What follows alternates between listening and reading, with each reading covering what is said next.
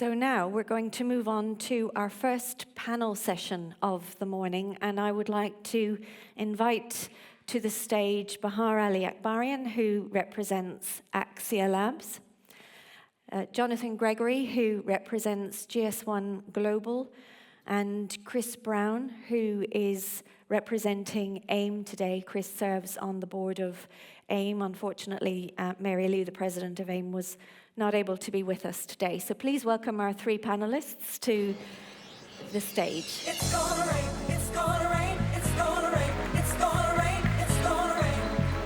Gonna rain, rain. It's gonna rain, it's gonna rain, it's gonna rain, it's gonna rain, it's gonna rain. Gonna rain, rain. Okay. So for the last 18 months or so, I have convened a number of industry organizations, industry bodies, who all touch on our technology in various different ways. And I've convened this group of people and an extended group of people regularly because I believe it's incredibly important, first of all, that we have an open and collaborative and transparent communication between those organizations. Why?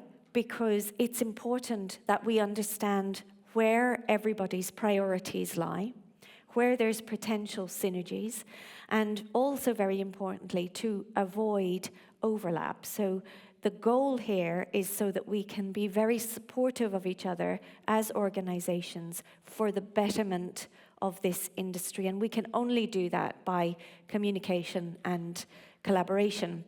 So for this event, those previous meetings happened not necessarily behind closed doors. There were a lot of people in attendance, but certainly not in front of an audience like this. So I felt for this event, it was a great opportunity for everybody to share with this audience exactly those topics. What are they working on and why? Where are we working together and why? What can we do together in the future and why? So with that, I'm going to take my seat and start asking some questions. Okay, so first of all, I have to find the questions. Technical matters. So, right, when we define RAIN technology, we define it with two different strands. We say that RAIN technology involves a tag and a reader, which both comply with an air interface. The air interface is known as GS1 version 2, V2 generation 3. And it's also called the ISO 18000-63 air interface. So there's the air interface protocol. And we also say it's a RAIN system if the numbering on the tags is guaranteed to be unique. And you can achieve that uniqueness in a number of different ways. There are ISO systems that you can use, or you can use what's a very widely deployed GS1 EPC TDS standard. So since our definition refers to GS1 twice, I think it's great if Jonathan can kick off this conversation about technical priorities and engagement between the two organizations. Yeah, thank you, Aileen. So first of all, I'm with GS1 US, just to be clear, so I don't want to misrepresent. Something that's a little different about the US member organization versus global office is we tend to be a little more focused on emerging use cases as opposed to the global standards management process, but we work very closely together. I want to harken back to a couple years ago at a GS1 event. We went out to dinner with a couple folks from quick serve restaurants. And we did a calculation and we figured out that there were 47,000 restaurants represented by the people at the table. 47,000, that was a good number. And they were all interested in RAIN RFID. And yet at the time, there was a deficiency in really what the standards could do with regards to dealing with perishable goods. And so I would say that's the most substantial change, or something I've been really focused on over the years, is the tag data standard went from I think it was 1.13 to 2.0 a couple of years ago. That was the most substantial change in many years, in 13 plus years. A senior GS1 Global executive said, this gets standards out of the way of innovation, which is really an amazing statement. What it did was it allowed adding attributable information about a product, such as a batch lot or an expiry, which is very much relevant to healthcare, very much relevant to food, somewhat relevant to apparel and general merchandise for like health and beauty items, things like that. So in concert with that updated tag data standard, the air interface protocol was also updated to be able to say, we want to be able to select on these characteristics. So if this room were filled with RAIN RFID tags of perishable goods, and we had some number, we don't know how many of those items are expired, we could walk around and using this approach, only those tags that are expired would respond. The others would not. So it's the integrated select statement that's leveraging data on tag, which is an immense throughput performance element. So I'd say that's the most kind of substantial focus that I've had. Certainly there are a lot of other features in these elements as well. The other thing I would say, just kind of looking forward, is a large focus of GS1 US and GS1 Global is Sunrise 2027 for GS1 US, Initiative 2027 for Global. And I'll just make the point that it's a little ironic that the 2D barcode might be the best thing for RAIN RFID because it's moving serialization and those related use cases into core systems, which makes RFID that much more relevant and sticky as well. So I'll just leave it at that. I won't go too long. Thank you, Jonathan. And Chris, I know you're personally very passionate about numbering systems and correcting coding. So can you talk a little bit about that with your AIM hat on as well? Okay, thank you. I don't know if everybody caught that. Eileen did mention it, that in simple terms, there are two families of standards that are applicable to RAIN RFID. There's the GS1 family of standards, and there's the ISO family of standards. And wearing my AIM hat, who is not familiar with AIM? Yeah, there's more than a few hands, I'm sure. So AIM is the industry alliance for all AIDC technologies. That's barcoding, RFID, biometrics, et cetera. So think of AIM as kind of an umbrella organization for all these technologies. But back to my point, we have these two families of standards that are applicable to RAIN RFID. And wearing my AIM hat, one of my jobs, unofficially, is to make sure that the two families don't collide, don't get in each other's way, don't contradict each other, and we have as much collaboration and synchronization as possible. Thank you, Chris. My next question is around quality and performance matters. So RAIN is deployed, as I mentioned, in many, many industry sectors, and there's a huge variety of form factors that are needed in order to support each of the different use cases. So it's kind of clear and I think intuitive that different quality levels and different performance measures are needed in order to support that multiplicity of industry sectors and use cases. So, Bahar, I know, as I mentioned earlier on, you've been leading our manufacturing quality work group, but I know that this is also very close to the remit of Axia Labs. Can you tell us about that? Yes, sure. Thank you. So I'm glad that you mentioned performance and quality, because I just wanted to have some points on the difference between these two very important parameters. Like when we talk about performance of the RAIN, as you also mentioned, there are several factors that need to be considered. There are the performance is about the performance of a tagged item. So there are factors, form factors, such as the size, the shape, the formulation, dielectric property. of the product that the tag is going to be attached to that needs to be considered. There are other form factors like the environmental factors that need to be considered. For example, where this tagged item is going to be used. In case of tires, we are talking about like very harsh environments. We need high temperature resistance, high vibration, and so on. When we're talking about a tray of pharmaceutical products within a smart enclosure, we're talking about a lot of tagged item products together in a small environment that they need to be all read.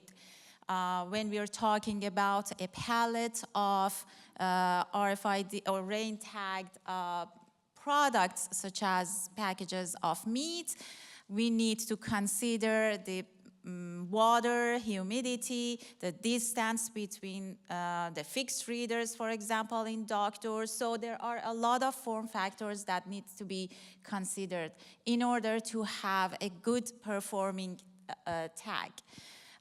So there are, in that space, there are some already available certification programs and also GS1 TIPP or Tagged Item Performance Protocol that consider what are these parameters that needs to be considered when we want to talk about a good performing rain tag.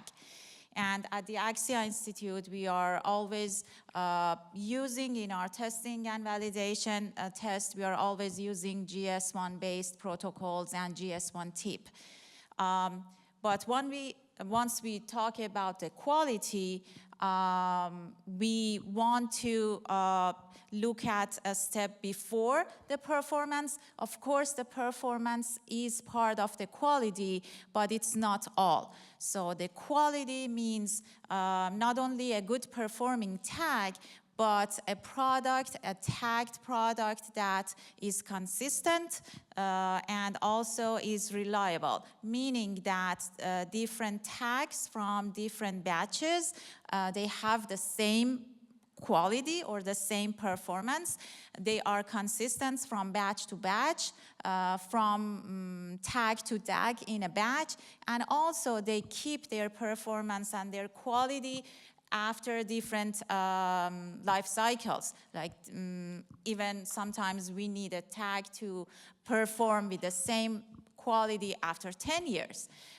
So these are all performance factors that we did not have a common standard or best practices to measure. Yes, all the inlay manufacturer, converters, they do have their own SOPs, but how they are communicating this result of a quality product, it's not standardized.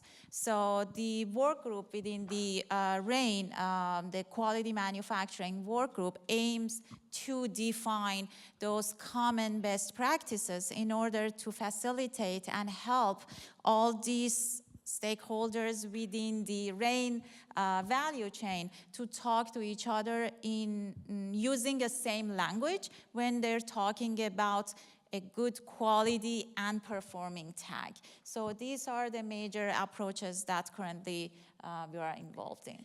Thanks, Bahar. I'll come to you in a moment. Chris, can I, since Bahar mentioned the GS1 TIP program, can I ask Jonathan to talk a little bit about that? Yeah, sure. So first of all, I have to compliment Bahar on your work. It's tremendous. You're giving a vocabulary based on, regarding quality, which is really important. TIP does not address quality, it just addresses performance. So that's a great example of the various organizations working collaboratively and in concert. Yeah, and so there was a TIP grade request and a couple years ago, and it was like, okay, we have these dielectric properties, we have cabinets and whatnot, and that moved forward through that standard process. There's nothing in the hopper presently. I imagine maybe something smartphone related would come down the pike. But I want to point out one other thing, and that is I'll name it, with Walmart moving into hard goods, it has made embedded tags much more prevalent and packaging much more relevant There was the creation of a guideline, a revision of a guideline that went into, how do I tag an aluminum baseball bat, right? So those types of examples, how do I tag, stacked boxes or cylindrical items or things like that. So those kind of practical, what does industry need in order to know what to do, where to place the tag, to have optimal placement or packaging details was an element that came through as well. Thanks. And Chris, you wanted to come in on that question as well. Yeah, out of sequence here. I wanted to raise my hand. I wanted to back everything up and make sure everybody knows what we're talking about with manufacturing quality. So we're talking about the manufacturing quality of tag chips, inlays, tags, and even tagged items. So it's not the manufacturing quality of an end user making tires. No, Right. correct. Okay. And then further, you used the glass half full term of democratization. So the RAIN Alliance, if I understand correctly, is attempting to promote a fair democratic process for manufacturing quality, standards, terminology, procedures for these items. That's correct, Okay. yes. Thank you.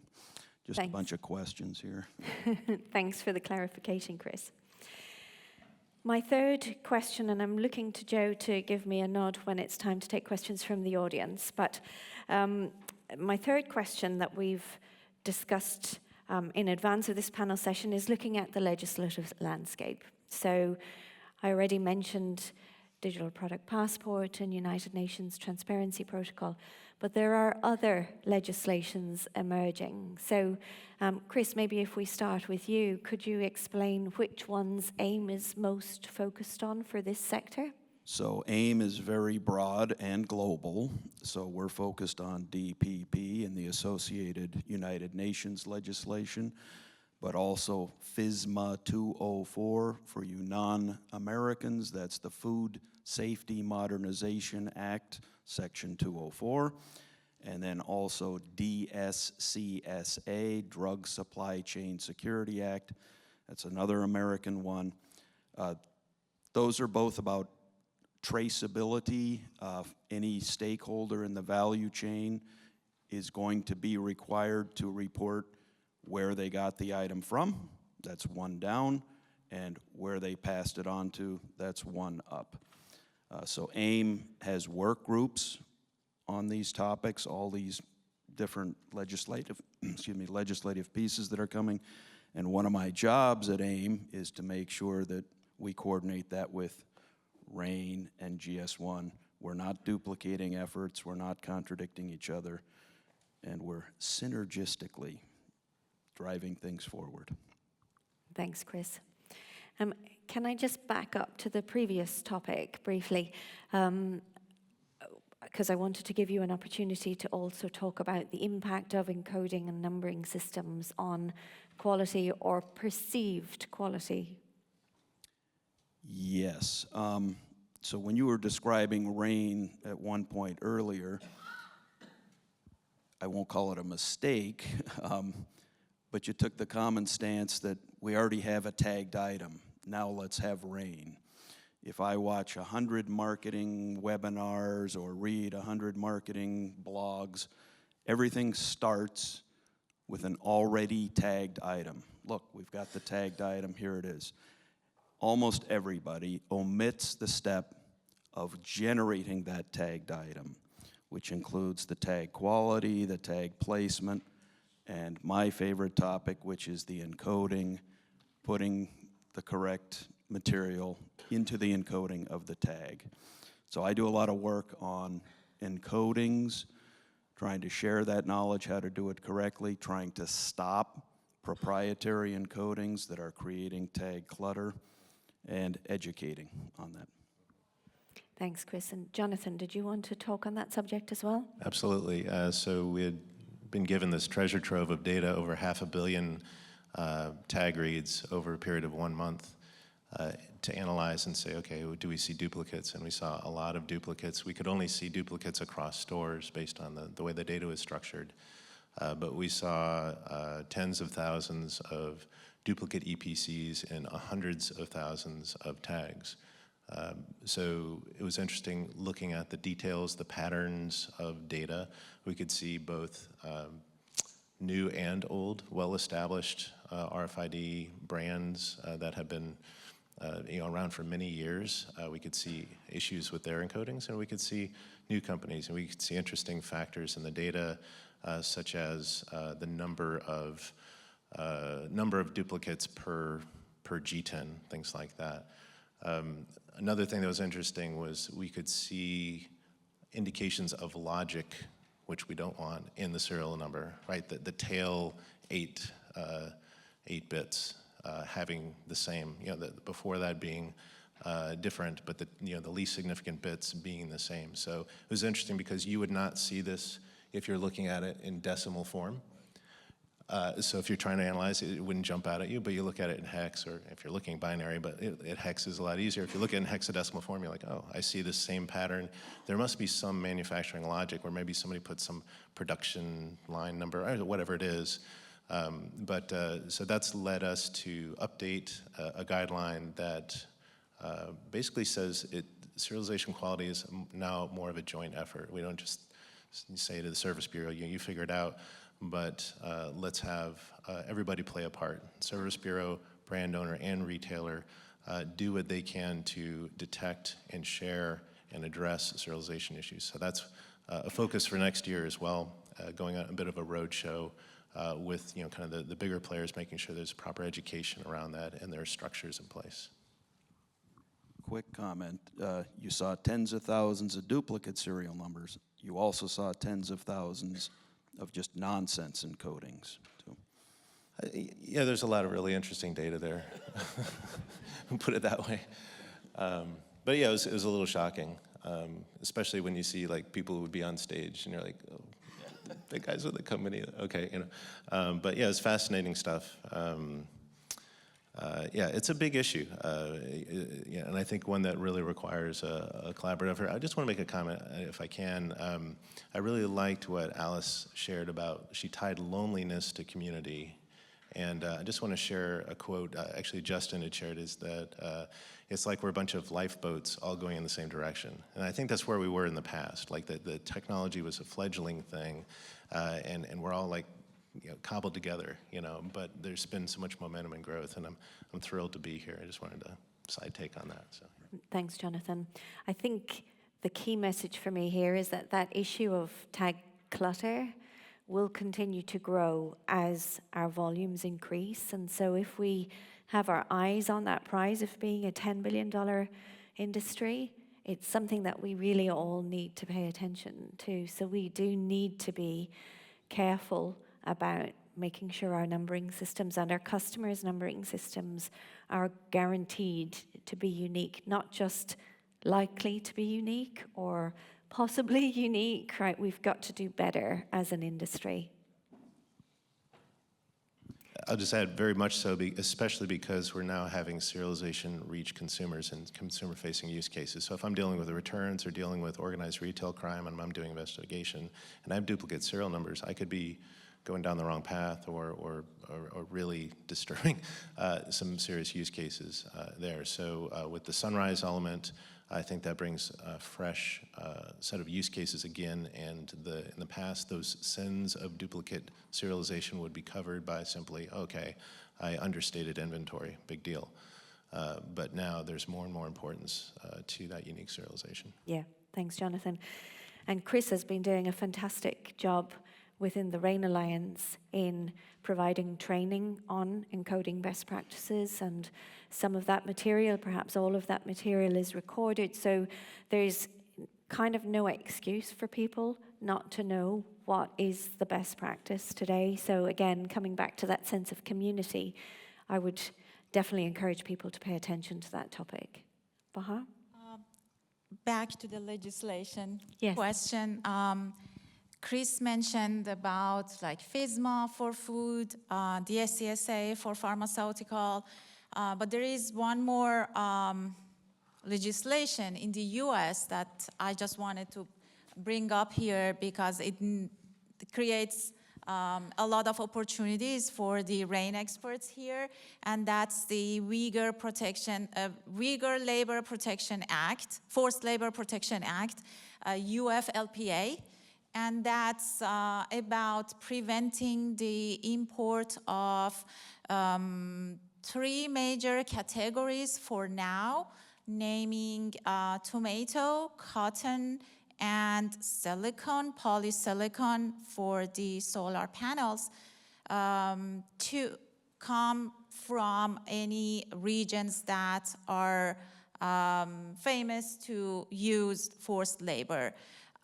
So this act currently is creating a lot of challenging for the CBP or Custom and Border Protection, because a lot of solar panel modules or other products like tomatoes and others that are coming into the US are detained, and the importer needs to provide within 48 hours all the information about every single component of the solar panel module, confirming the origin. That's not one of those areas, especially like Shenzhen areas. So that is, I think, a very important act now to consider how RAIN technology, DPP, and others could facilitate the CBP especially, and all of the other importers, because currently this act is only targeting those 3 major areas, but there are discussions that probably even coffee or other materials are gonna be added to those lists. So I just wanted to bring that up, and this is something to start think of. Thanks, Bahar. That's really interesting information. Jonathan, is there anything that GS1 is focused on from a legislative point of view? Several things. So Chris stole my thunder with DSCSA and FSMA 204. A lot of effort on both, and I think, Bahar, what you shared is incredibly important, and probably the most important thing we can talk about is the Uyghur Force Protection Act. What I would add is something I've been looking at is CORCA, the Combating Organized Retail Crime Act. It hasn't passed yet, but if you look at some figures the NRF reported between 2019 and 2023, a 93% increase in organized retail crime and theft. In 2024, rail theft in the United States increased 40%. 40%. So this is a very real growing issue, and CORCA would modernize the federal response to organized retail crime. I'll also note that the Chief Global Asset Protection Officer of American Eagle Outfitters recently shared in Senate testimony in July that they'd used the RAIN RFID technology to actually detect organized retail crime. It was a very nice bit of public statement there. I don't know if you saw it. Yeah, and it was a mechanism for detecting and moving forward. So they're able to say, okay, these serialized items were in these 13 stores across, or 25 stores across 13 states, and now we see them here, and they're able to track that way. So yeah, another very powerful and important element of what we can do with unique item identity and automation of data collection. And what I would say, just last point, is really the future. The TDS 2.3 allows EPC++ schemes. If plus wasn't enough, you have another plus, and that allows the encoding of a domain name, which certainly that relates a lot to DPP, which we've talked about plenty, but my focus, or kind of my take on it, is web-enabled logistics identifiers really bringing a ton of visibility, opening up visibility across the transport and logistics space so that you can do multiple things, deal with authenticity, deal with supply chain theft, things like that. So that's one of the key focuses for myself. Thank you. Right, I'm going to open it to the audience for questions. I'm sure there are going to be plenty of questions, and Joe has a roving mic in the back. So have we got, put your hand up if you have any question. There's somebody up the front here, Joe. Thank you. So I'm going to throw this question out to either Jonathan or Chris, since we both had a similar conversation on this topic. So it's also kind of a teaser to what I'm going to be speaking about tomorrow.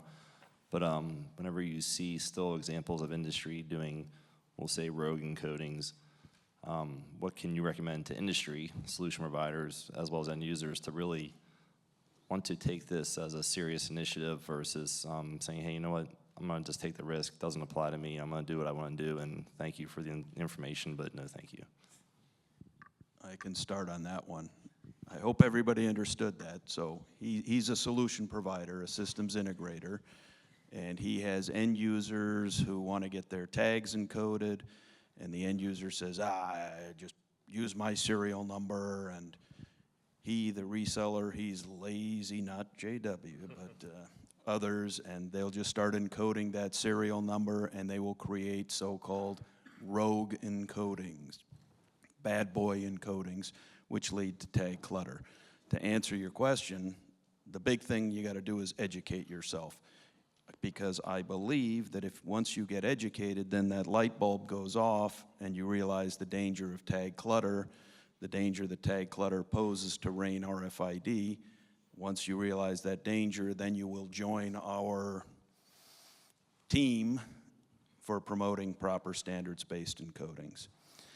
One other thing, I'm not sure I should talk about it yet. One issue that we have with standards-based encodings is that there's a cost associated with them, major issue. We are working on a decent freebie encoding scheme standard to help with those little applications that are closed loop. So once we get that, then there should be no excuse. But my answer is education, which will turn on the light bulb in the reseller's head, and they will join our team. And my answer would be that standards gives you interoperability, which gives you business agility, right? So it gives you the abilities to shift. You know, when the pandemic happened, I believe Decathlon was selling items in gas stations.